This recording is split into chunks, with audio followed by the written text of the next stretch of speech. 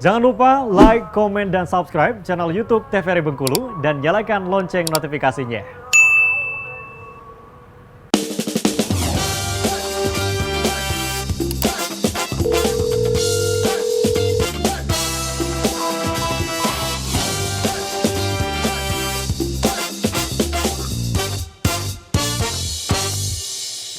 Terima kasih pemirsa, Anda masih setia bersama kami di Dokter Kito Bersama Kita Sehat.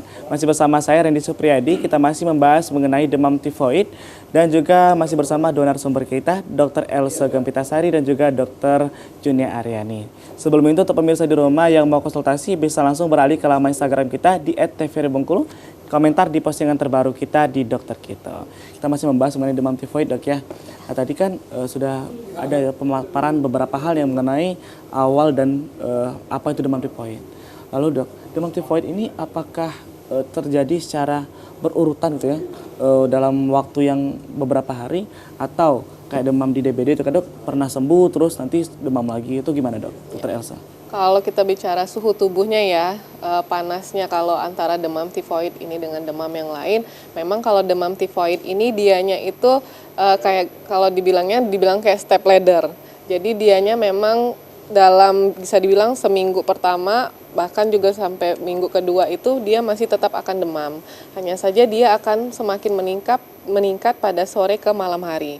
Beda ya, kalau kemarin kita bicara yang pas DBD itu seperti pelana kuda. Pelana kuda artinya 3-4 hari pertama itu tinggi, 2 hari pertama 4 sampai hari ke-6 dianya itu turun suhu tubuhnya. Itu yang membedakan antara demam tifoid sama DBD. Jadi secara berurutan langsung Dok ya, dalam beberapa hari ke depan. Nah, kita akan lebih lanjut lagi Dok bersama Dr. Junia. Boleh Dokter? Kita lanjut ya. Sedikit lagi tadi tentang gejala.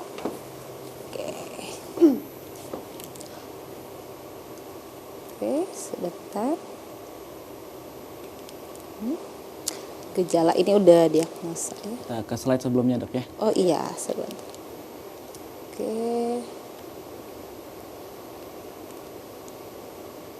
Oke, ini ya ke gejala tadi minggu pertama. Nah, gejala selanjutnya itu ada nyeri kepala. Nyeri kepala, anoreksia itu nafsu makannya berkurang, kadang tenggorokannya rasanya pahit, makan tuh ya menelan nggak enak. Kemudian nanti ada bisa diare atau bisa konstipasi atau susah buang air, ada mual muntah, rasa tidak nyaman di perut. Kemudian bisa perdarahan di saluran nafas juga, epistaksis namanya, atau batuk. Itu bisa gejala yang menyertai, tapi tidak harus. Tapi biasanya itu ada demam dan nyeri di perut. Setelah itu minggu kedua gejala-gejalanya makin lebih jelas nih. Gejala di minggu pertama ada demam, kemudian lidah berselaput ini yang paling mudah kita lihat. Nanti biasanya lidahnya itu putih, kemudian pinggirnya cenderung merah, tebal seperti ada kotorannya. Putih gitu, kayak habis lidah bayi yang habis minum susu yang kotoran. Seperti itu kurang lebih, tapi dia ciri khasnya ada lagi. Kita bilangnya tifoid tang atau lidah tifoid gitu. Setelah itu hepatosplenomegali ini pembesaran hepar maupun splen, itu udah komplikasi lebih lanjutnya ya. Bisa meteorismus, gangguan mental, ini kalau sudah infeksinya biasanya udah sampai ke radangnya ke otak. Bisa gangguan kesadaran atau kadang roseola, tapi ini jarang ditemukan di orang Indonesia. Biasanya pasien datang itu demam, nyeri kepala, menelan pahit, nggak enak, kemudian dengan diare atau sulit buang air. Begitu. Kurang lebih gejalanya seperti itu. Yang penting biasanya datang dengan demam, ditanya demamnya meningkatnya di sore hari, kemudian tidak ada hari yang tidak demam, dengan minum obat demamnya turun, kemudian nanti naik lagi, apalagi terutama sore ke malam hari, begitu.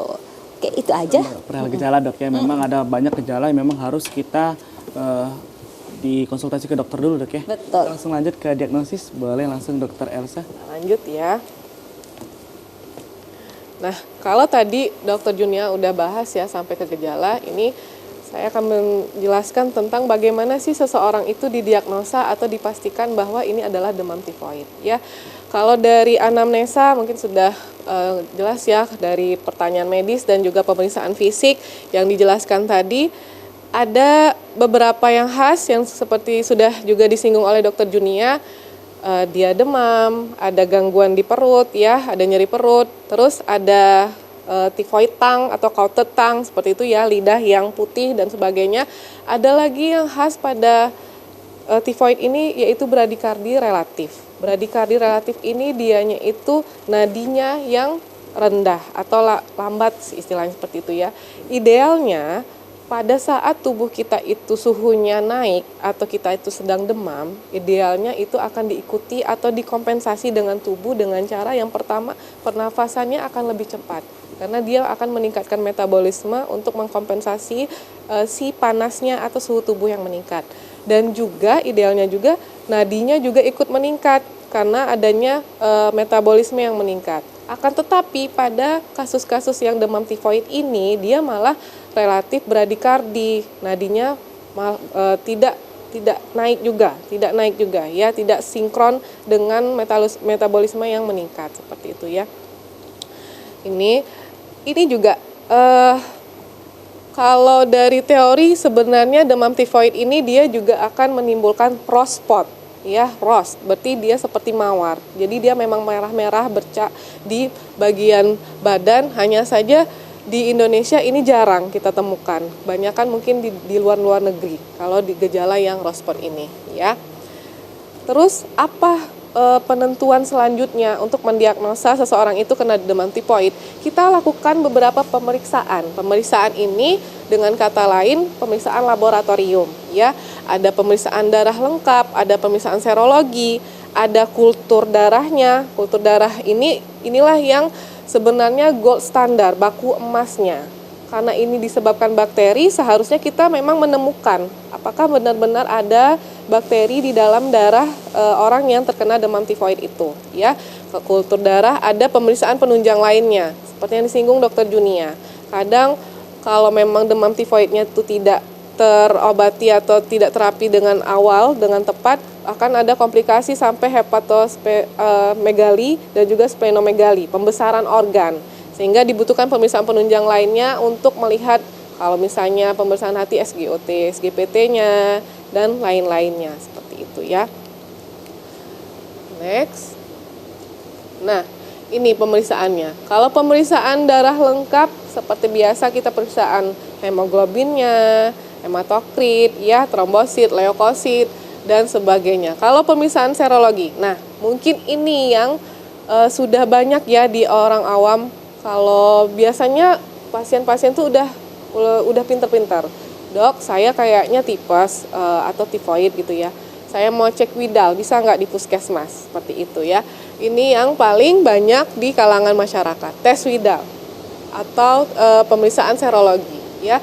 Jadi pemeriksaan tes Widal ini fungsinya adalah melihat antibodi yang di dalam tubuh seseorang. Jadi kalau ketika seseorang itu terinfeksi bakteri Salmonella typhi, berarti akan ada seperti perlawanan dari tubuh. Jadi disinilah melihatnya apakah di dalam tubuh itu sudah sebanyak apa tentara-tentara yang melawan atau antibodi yang berusaha melawan si bakteri ini yang terkandung di dalam darah tersebut. Kalau dianya positif, jika titer aglutinin O-nya minimal 1/320. Seperti yang disampaikan Dr. Junia, ini juga tidak bisa dibaca oleh sembarang orang. Karena tenaga kesehatan akan melihat adakah kenaikan titer hingga 4 kali lipat pada range untuk yang pemeriksaan tes Widal itu. Ya, pemeriksaan serologi lain ada yang namanya mungkin pernah dengar juga tes Tubeck. Tes Tubeck ini sebenarnya itu untuk memeriksa IgM, sama sebenarnya untuk pemeriksaan antibodi yang ada di dalam tubuh. Ya, kultur ini tadi, kultur itu bisa di darah, kultur darah, ada kultur feses atau tinja atau kotoran, dan kultur urin. Ya, itu juga bisa dilihat dari sini. Dan pemeriksaan penunjang lainnya sesuai dengan indikasi tadi, kalau memang ada komplikasi pembesaan organ dan lainnya bisa diperiksa SGOT, SGPT, kadar lipase, amelase. Ini nice to know aja buat masyarakat ya, pemirsa TVRI di rumah. Nah, bagaimana penata laksanaannya, Dok? Seperti itu ya. Penata laksanaannya kita balik ke penyebabnya apa. Kalau kita udah tahu penyebabnya apa, kita akan tahu tata laksananya apa. karena penyebabnya tadi sudah jelas adalah bakteri Salmonella typhi atau Paratipi, berarti dia pencegahannya adalah antibiotik. Nggak ada lagi yang lain. Dia memang harus diberikan antibiotik. Kalau memang sudah tegak demam tifoid tadi, ya. Istirahat ini adalah yang suportif, artinya selain antibiotik untuk tata laksana suportifnya, yang pertama adalah istirahat dan perawatan untuk mencegah komplikasi, mempercepat kesembuhan. Pesannya di sini adalah kenapa sih dok saya harus bed rest, padahal saya harus kerja dan lain-lain sebagainya, ya. Dan juga banyak ya slogan di masyarakat kita, kerja tipes seperti itu ya. Kerja tipes seperti itu ya. Sebenarnya nggak bisa juga dibilang seperti itu. Hanya saja dianalogikan mungkin kerja tadi lupa makannya seperti apa, terus makan sembarangan sehingga terinfeksilah oleh Salmonella typhi dan jadilah dia demam tifoid seperti itu ya. Fungsinya apa dok bed rest total ini atau istirahat ini? Pertama, karena yang diserangnya adalah usus ya, organ pencernaan.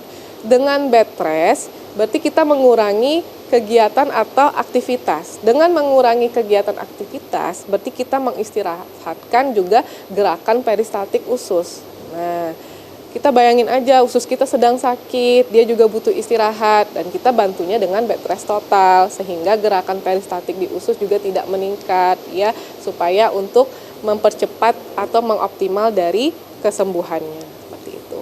Terus diet dan penunjang, mengembalikan rasa nyaman, mengembalikan kesehatan. Diet ini maksudnya biasanya akan diedukasi kalau untuk pasien-pasien yang demam tifoid, makan makanan yang pertama kalau bisa tidak jajan dimakan di luar dulu, karena secara garis besar kan kalau demam di luar kita nggak tahu kontaminasi terhadap debu, lingkungan, sanitasi, kebersihan dan sebagainya. Yang kedua, makan makanan yang lunak. Ya, kenapa dok makanannya harus lunak? Karena itu tadi balik lagi, kita bicaranya adalah infeksi bakteri yang ada di usus, sehingga dengan makanan yang lunak kita juga mengurangi kerja keras usus untuk mencerna makanan yang kita makan seperti itu ya. Ini antibiotik adalah untuk menghentikan dan mencegah penyebaran kuman ya. Ini tata laksananya ya. Jadi ada nggak dok nggak perlu ke rumah sakit atau ke puskesmas kalau kira-kira ada gejala ini? Jangan ya, karena sudah diperlukan antibiotik dan antibiotiknya juga jangan sembarangan diberi di luar. Berarti kita memang harus periksa dok ya, dan kita harus tahu apa sih obat yang tepat itu dari resep dokter. Jangan sampai kita beli obat di warung-warung dok ya, Ya karena jangan. nanti akan berbahaya untuk kesehatan kita juga. Betul Kita akan bahas lebih lengkap lagi dok ya. Oke. Untuk pemirsa di rumah kita akan bahas lebih lengkap lagi mengenai demam tifoid ini. Jangan kemana-mana, tetaplah bersama kami di Dokter Kito.